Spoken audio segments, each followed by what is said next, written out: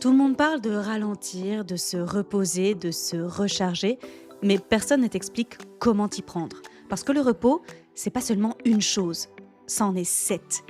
Et tu n'en pratiques probablement qu'une seule. Il existe 7 formes de repos que tu confonds, ignores ou remplaces par autre chose depuis des années, et c'est vraisemblablement ce qui explique ta fatigue aujourd'hui. Alors on va tout décortiquer ensemble. Je te souhaite une merveilleuse écoute de cette nouvelle capsule estivale. Hello, moi c'est Laurine, ta coach mentale et bien-être préférée. Je suis heureuse de te retrouver chaque semaine dans la Boost Letter, ce podcast rempli de motivation et de bonne humeur qui fait du bien. Avec humour et douceur, je booste ton épanouissement personnel et professionnel à chaque épisode à l'aide de neurosciences, mais pas seulement, tu verras. Où que tu sois, quoi que tu fasses, je te souhaite une merveilleuse écoute. 4e capsule cet été autour de la fatigue, autour du repos. Je suis en pleine digestion, mais j'avoue que j'étais déjà épuisée avant de manger. Je pense que c'est le moment idéal pour t'abonner parce que peut-être qu'après tu seras complètement endormi pendant cette capsule et que tu pourras plus appuyer sur le bouton s'abonner et me mettre une jolie note qui va propulser cet épisode dans les oreilles de quelqu'un qui en a besoin. Parce que la fatigue, j'ai presque envie de dire que c'est le mal du siècle. Bon, il y a aussi les maux de dos, bref, il y a plein de trucs. Ok, c'est un des maux du siècle, MAUX. Et aujourd'hui, on va en parler un peu différemment. Ouais, parce que on nous dit partout de nous reposer, moi la première, de ralentir, moi la première, de nous recharger, moi la première. Mais en fait, ça s'apprend. Et oui, ça s'apprend. Et il y a 7 erreurs à arrêter dès aujourd'hui. Dans la dernière capsule, on s'est retrouvé face à soi, seul face à soi. On a exploré ce que ça voulait dire d'exister sans avoir à prouver quoi que ce soit, un quotidien plus lent, sans pression, et tout ce qui remonte à la surface quand on s'y autorise enfin. Et j'espère que tu as pris le temps de dessiner ta journée légère. Pas parfaite, hein, on est d'accord, juste légère. Si c'est pas le cas, à la fin de cet épisode, tu pourras écouter l'épisode précédent. Aujourd'hui, je voudrais donc qu'on s'arrête sur quelque chose d'essentiel, pas ce que tu vas faire à la rentrée, c'est pas encore le moment, ce dont tu as besoin maintenant, avant d'y arriver. La vraie recharge. On nous vend le repos comme quelque chose de simple. Pose-toi, déconnecte, profite. Oh, oui, oui. Dans une société malade, c'est pas si simple. Le vrai repos, celui qui recharge vraiment, c'est une compétence en fait, et ça s'apprend. Alors attention, on n'est pas dans une démarche performative ici, on est juste dans une connaissance de soi et une meilleure connaissance de soi pour se sentir mieux, tout simplement. Le repos, je l'ai dit, ce n'est pas une chose, c'en est 7. Et si tu penses tout de suite à une sieste ou dormir, ça veut dire que probablement tu n'en pratiques qu'une seule. Les 7 erreurs à arrêter aujourd'hui, ce sont les 7 formes de repos que tu confonds ou que tu ignores ou que tu remplaces par autre chose depuis des années. Parce que si tu n'identifies pas bien le type de fatigue que tu ressens, en toute logique, tu ne pourras pas apporter la forme de repos dont tu as besoin. Et donc, en fait, tu vas juste alimenter ta fatigue. Cette forme de repos, cette réponse adaptée à cet type de fatigue. Dormir beaucoup sans couper les notifications mentales, c'est pas récupérer, hein. C'est juste être allongé avec ses pensées. Donc, en fait, tu te lèves, t'es crevé. On est d'accord. Qu'est-ce qui marche pour moi? Alors, pourquoi moi? Si tu l'ignores, j'ai une maladie chronique et notamment une fatigue chronique depuis 6 ans. Depuis plus de 6 ans même. J'ai appris à analyser avec finesse le type de repos dont j'avais besoin pour avancer sereinement dans la vie et guérir année après année en respectant de mieux en mieux mon corps. Au moment où je te parle, je suis épuisée. Je suis épuisée et en plus je suis en plein syndrome prémenstruel. Donc oui, des fois il y a des ratés, hein. Je suis un humain comme toi. Et à la fin de cette capsule, je vais te partager mes erreurs à moi. Donc ce qui marche pour moi, évidemment, varier en identifiant le type de repos dont j'ai besoin, et c'est pas forcément une sieste, tu vas voir, et fixer des limites sur mon temps, sur mes disponibilités, sur ce que j'accepte pendant l'été et tout le reste de l'année. C'est difficile, hein, Vraiment. Mais c'est ça, se respecter concrètement. Les limites, ce ne sont pas des murs, c'est les contours de ton espace vital. OK, super. Et du coup, comment on s'y prend pour bien se recharger? Je vais te présenter les différents types de repos, comment les identifier dans ton quotidien, parce que c'est ça qui compte, parce que très certainement que tu en as déjà entendu parler, mais que tu n'arrives pas à les identifier dans ton quotidien, ou alors que tu les confonds ou que tu les remplaces une fatigue avec une autre, bref, et comment y apporter la bonne réponse. Accroche-toi, c'est parti pour un voyage au cœur du repos. On commence avec le plus évident, enfin d'après moi, le repos physique. Numéro un, repos physique, mon corps est épuisé. Comment tu l'identifies au quotidien? Ton corps est lourd, tendu, douloureux, plein de petits bobos. Tu te réveilles fatigué, même après une nuit complète. Tu as des maux de tête, des tensions dans les épaules, même les épaules, tu vois, qui remontent un peu vers les oreilles. Tu as la mâchoire crispée. Tu traînes des pieds, littéralement. Tu as une flemme monumentale. Ouais, vraiment, tu te traînes, quoi. Comment on nourrit le repos physique?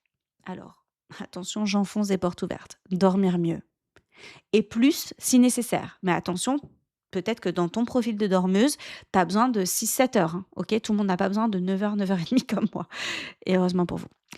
Alors, dormir mieux, on s'y prend comment? D'abord les horaires réguliers. Je sais que je suis méga relou là-dessus, mais en fait, une hygiène de sommeil, ça commence par aller se coucher tous les soirs à la même heure.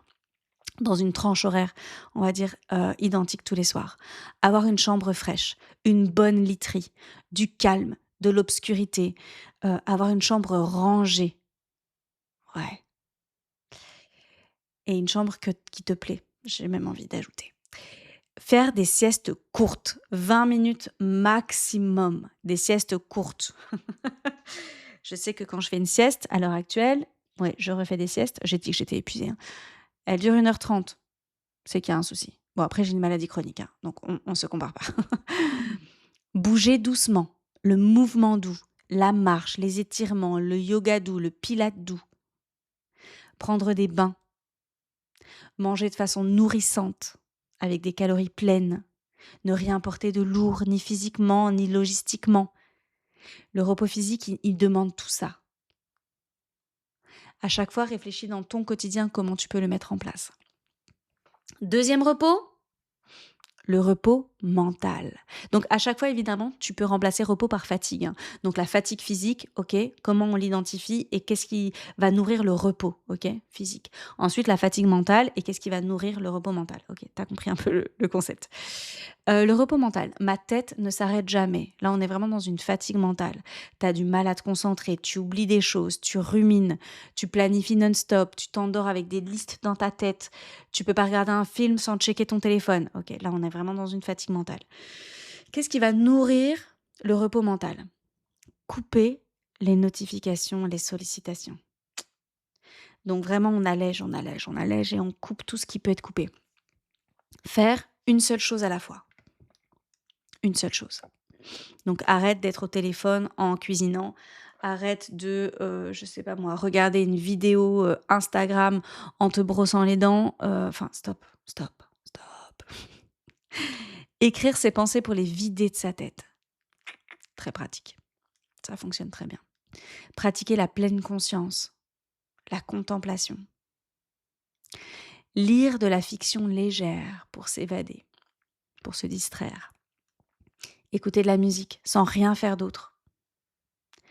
S'accorder des journées sans décision importante. Et là, j'insiste, ça peut paraître complètement banal, pas du tout. Des journées entières sans décision importante. Je vais préciser, parce qu'on prend à peu près 33 000 décisions par jour. En fait, il y a des petites décisions qui n'ont absolument aucun impact, aucun enjeu. Donc, sans décision importante. Et t'autoriser à dire, quand tu es à saturation mentale, t'autoriser à dire, en fait, j'ai pas de dispo pour ça. J'en sais rien. Même si on te demande juste de choisir un plat au resto, hein. Je sais pas, choisis pour moi. Voilà. Là, c'était pour la fatigue mentale, repos mental. Ensuite, fatigue émotionnelle, repos émotionnel. Fatigue émotionnelle, je porte tout pour tout le monde. Comment on l'identifie? Tu te sens vidé après une interaction sociale, même si elle a été agréable. Tu retiens tes émotions ou au contraire elles explosent. Tu fais bonne figure. Tu portes un masque. Tu as l'impression de devoir tout gérer, de rassurer l'autre, de soutenir l'autre et que ce soit pas vraiment équilibré. Tu pleures parfois sans savoir pourquoi. Mmh. On est vraiment là dans une fatigue émotionnelle. Attention au syndrome prémenstruel qui peut être, confondu avec la fatigue émotionnelle, hein. Comment on nourrit le repos émotionnel? S'accorder le droit de pas aller bien, déjà, pour commencer. T'es pas un fucking robot, en fait, tu as le droit de pas aller bien.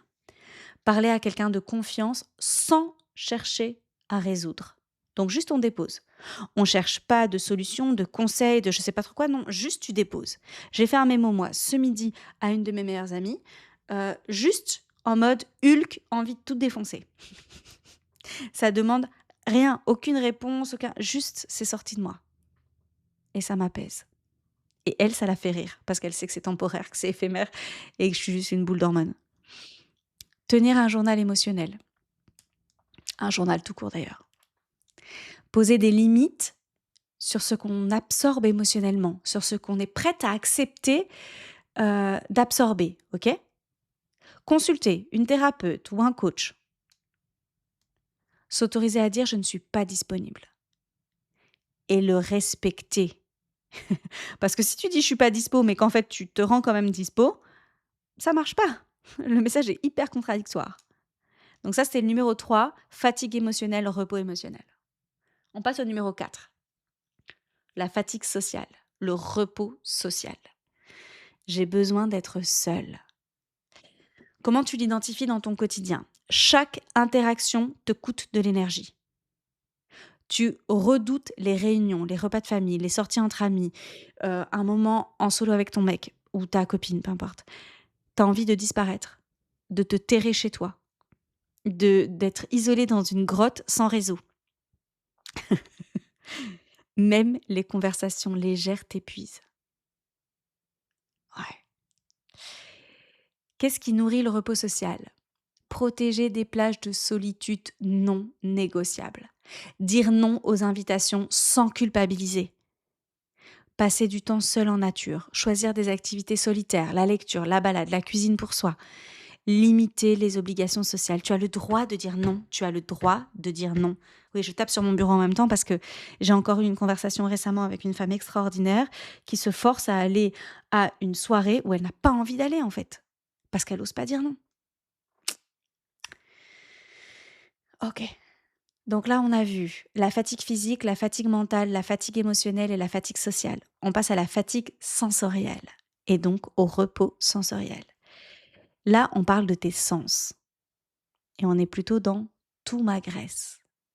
Comment tu l'identifies dans ton quotidien? Le bruit te tape sur les nerfs. Les écrans te brûlent les yeux. Tu es irritable sans raison apparente. Tu es hypersensible aux lumières, odeurs, chaos visuel. Tu as besoin de silence, mais tu ne sais pas comment y accéder. Comment on nourrit le repos sensoriel? Je reprends, passer du temps dans la nature. Vraiment, mais c'est genre un médicament de malade. Couper les écrans régulièrement. Utilisez des applications si c'est nécessaire pour bloquer vos accès aux applications. N'oubliez pas les mots de passe, please. Julie, petite dédicace pour toi, parce que sinon après vous n'arrivez plus à accéder à vos applications. Créer un environnement calme, ordonné, c'est hyper important. Porter des vêtements confortables, écouter des sons doux, la pluie, la mer, la forêt, la savane, la jungle. Bon. Pratiquer la respiration lente pour apaiser le système nerveux, s'offrir des moments de noir et de silence complet. Et là, j'ai une pensée pour Leïla, avec qui on a mis en place, une fois par semaine, une méditation sensorielle où en fait, on est vraiment dans un moment dans le noir, dans le silence, pour faire un reset sensoriel. Et on gagne en énergie. Ça, c'était pour la fatigue sensorielle et donc le repos sensoriel. On passe au 6e. 6e, c'est la fatigue créative,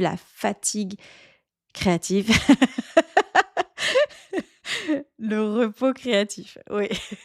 Désolée. Là, c'est l'idée, c'est je suis à sec, j'ai plus d'idées, justement. Bravo Laurine. Oh là là, quelle redondance. Est-ce qu'on sent que je suis KO? Est-ce que c'est pas une magnifique je vais vous expliquer après, mais une magnifique, mise en lumière de ce que ça donne quand on est KO? Alors, comment on identifie la fatigue créative dans le quotidien? Tu bloques devant une page blanche, tu te sens plate, sans inspiration, tout ce que tu produis te semble banal, nul, raté. Tu as l'impression de tourner en rond.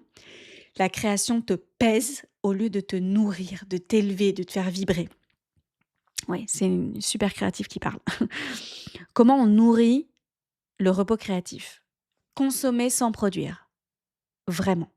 Visiter une expo, lire, regarder un film, écouter de la musique. Donc on ne cherche pas une production, une performance derrière, juste on absorbe, on se nourrit. Observer la nature, contempler la nature. Oui. Changer d'environnement. Faire quelque chose avec ses mains sans objectif. Cuisine, jardinage, dessin libre, peinture libre. S'autoriser à ne pas créer pendant un temps défini. Et donc là, on temporise. Ça, c'était la fatigue créative, le repos créatif. Donc, on a vu fatigue physique, fatigue mentale, fatigue émotionnelle, fatigue sociale, fatigue sensorielle, fatigue créative. Et là, maintenant, la dernière, la fatigue spirituelle, le repos spirituel. Je ne sais plus pourquoi je fais tout ça.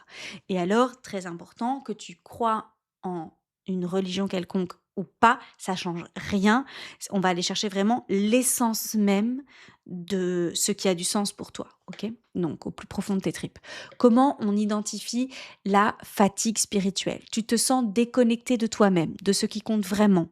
Tu agis par automatisme, en pilote automatique, ok? Tu as perdu le sens de ce que tu fais. Tu te demandes si tu vas dans la bonne direction. Tu ressens un vide diffus, une absence de joie, même quand tout va bien sur le papier. Là, clairement, on est dans une déconnexion de soi. Comment on nourrit le repos spirituel? Méditer ou pratiquer la pleine conscience ou prier si c'est quelque chose qui te parle. Se reconnecter à tes valeurs profondes, passer du temps en nature. Oui, ça revient très souvent, mais parce que ça régénère toutes nos cellules, c'est un truc de fou.